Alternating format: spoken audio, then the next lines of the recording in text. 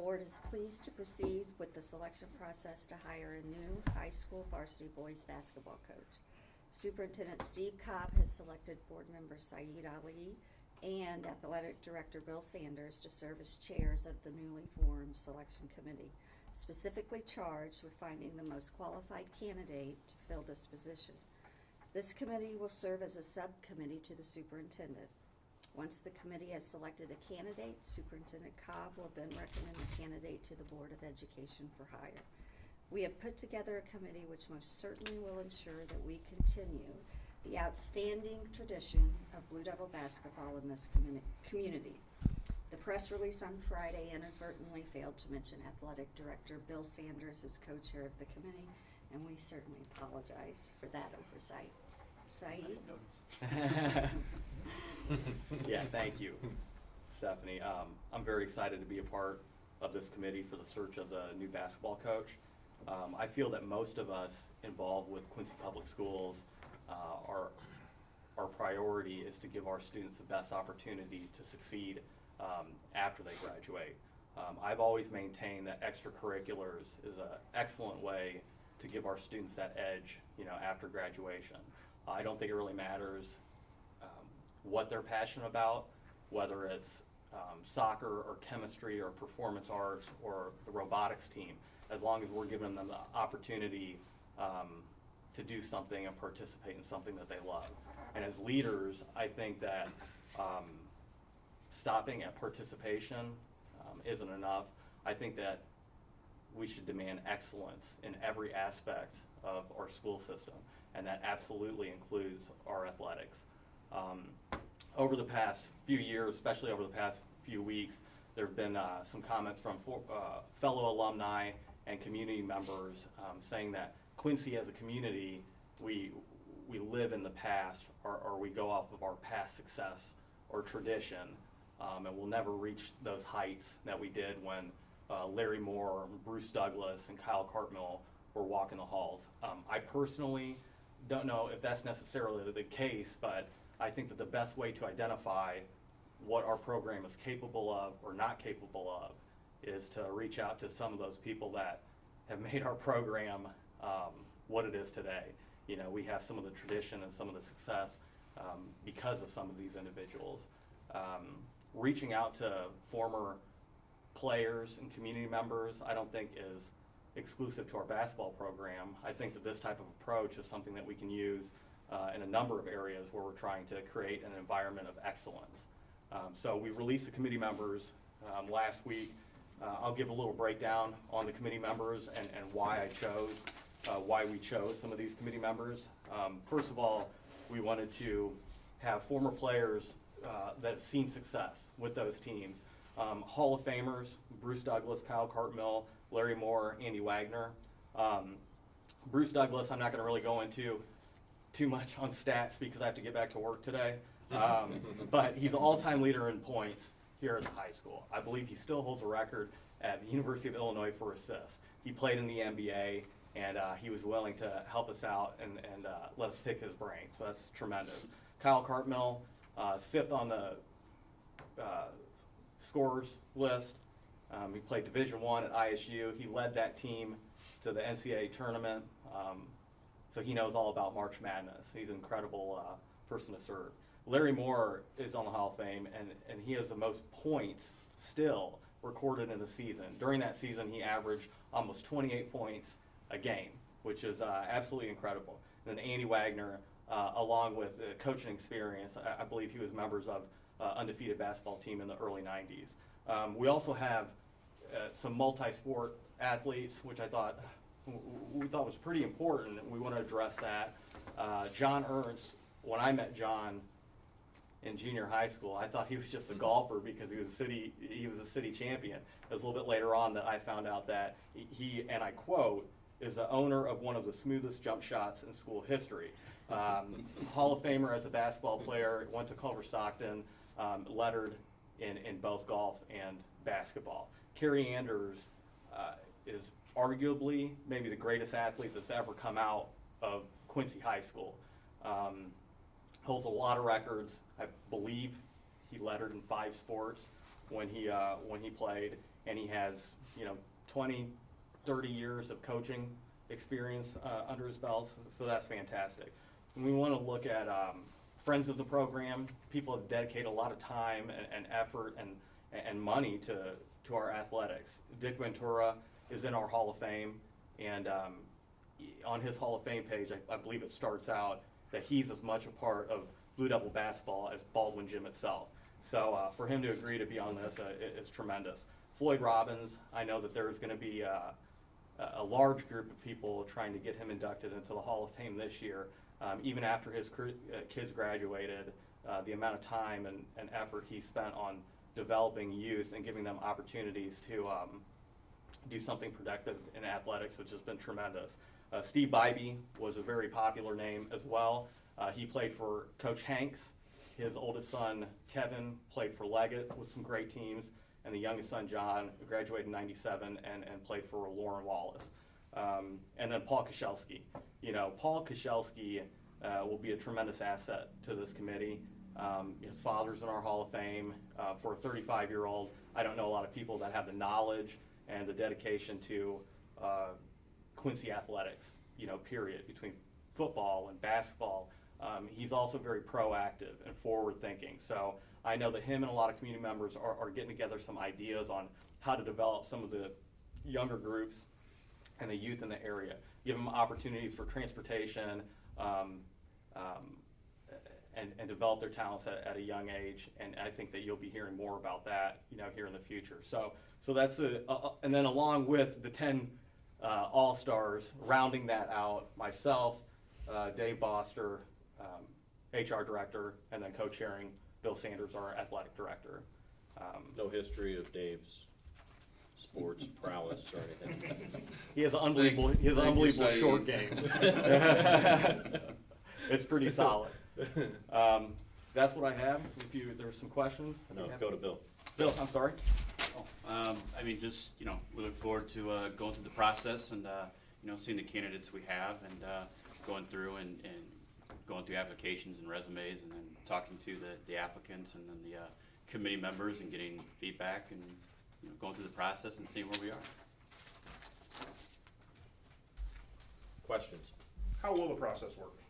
Will the committee do interviews? Will you, like they have in the past, because I know they, when Sean was hired, they had a committee, community committee that sat in on the interviews. So I'm assuming this is like that. Will you narrow it to finalists like they did then? I mean, how's the process going to work? Yeah, I believe so, and I think that it's probably going to be twofold because it's a little bit more than just myself and Bill picking out a few people and then start reviewing resumes. I mean, we thought that this was a good opportunity to kind of identify where we're at and then, along with the talent that we have on this committee, identify short-term goals, long-term goals, what our expectations are. I think that's kind of the building blocks. And then after that, start diving into some of the candidates and their resumes and go for the perfect fit there with the interviewing.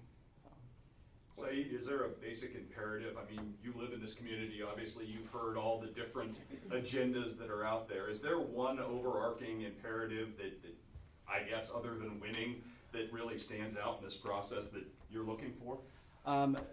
No, I think that will probably be better addressed when we can get the committee together. I don't know how fair it would be if, myself or Bill, I didn't play basketball, I don't play basketball, I don't have a coaching experience. So for me to say that, this is what has to happen and this is what we're shooting for, I'd rather sit down and talk to some of these people that are on this list to kind of formulate something. And then through the superintendent's committee, I'm sure there'll be updates throughout the process. A lot of questions as to why there was no women on the search committee. Can you address that? Yeah, and I understand the value of diversity in an organization, or on a committee. I gave you a little bit breakdown on how we picked the committee members. We kind of gathered a very big list of people, and I got input from men, women, coaches, former coaches. We weren't sure what the interest was going to be because it is kind of a public, committee. First 8 people, 10 people we reached out to accepted, and it was it was tremendous. So we're really excited about that. I'm well aware of the female athletic talent in this community. Growing up here, you know, I get that. I appreciate that. One of my heroes growing up was Karen Kemner. I mean, I understand all of that, and I can assure you that if this committee was not the Quincy boys basketball team and we were talking about the ladies Devils, then my first 2 telephone calls would not have been to you know, a Larry Moore and a Kyle Cartmill. They probably would have been to someone like a Ruth Kipping or a Shai Cartmill, both in the Hall of Fame. So I know that that was brought up, and you know, I obviously didn't want any group to feel, you know, left out. If anybody did, you know, that wasn't the intention. I apologize. But with that being said, I think it's a credible committee, and we're pretty excited about moving forward. Can you talk about the interest so far that you've received? I understand there are already some resumes in the hopper. And when you get these resumes, what are some of the things you're looking at? And if a candidate were to have an IHSA infraction or violation on their resume, does that automatically eliminate them? You want me to Probably respond to that, defer Dave? to We our HR. posted the job last Wednesday. We've already had 8 people express an interest in the position.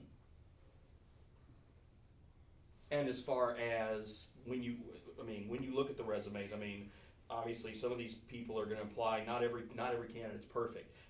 Is the IHSA, does that matter? Is that going to be something to be taken into consideration, or is it an automatic, nah, they're out of here? From an HR standpoint, we'll do the background investigation and then we'll submit those to the committee. Will the person that gets the job, will they have a teaching position also at Quincy High School? It depends. I mean, not necessarily. It's a matter of, we've got several openings right now. You know, so it's a matter of seeing what their teaching background is, if they are a certified teacher or not. So it depends on what their background is, and obviously we would look and see if we have an opening in that discipline to fit that. With that said, how important is it to get, be it a teacher or be it dean of students or to have them in the school? Not, because you're Absolutely. I've had the conversation with several people recently, situation with Damon Day being a firefighter and the lack of success with the girls program, that he's not in the school, he's not drumming up the support with the girls. How important is it to have that person in the school? Yeah, I mean, I think ideally you want the person in the school for a lot of reasons. One, going back to something that Chris asked, you know, different things you're looking for. One of the things I would look for is this coach going to, you know, want students to play multiple sports, and we want them to. You know, in my opinion, the days of the one sport athlete need to be bygone days. You know, you to me, you know, especially being a former girls coach, you look across town at the success. And what's one of the reasons Notre Dame's girls sports have had a lot of success? They've had girls playing multiple sports. We need more kids playing multiple sports. And I've always been a proponent of that when I was a coach and now in this position. It's getting back to your question, Matt. I think it's important if the head coach is in the ability to have coaches on staff in the building. You know, ideally the head coach, but at the very least, coaches on staff in the building. The question of diversity has come up in a lot of the people that we've talked to. There's been some consternation that the previous staff didn't look representative of who we are as a community. There's obviously been some allegations about things that happened on the previous watch about quote-unquote dirty foreigner situation. How big an imperative going forward is maybe diversifying the staff and looking at different options and maybe making this coaching staff more representative of who we are as a community racially?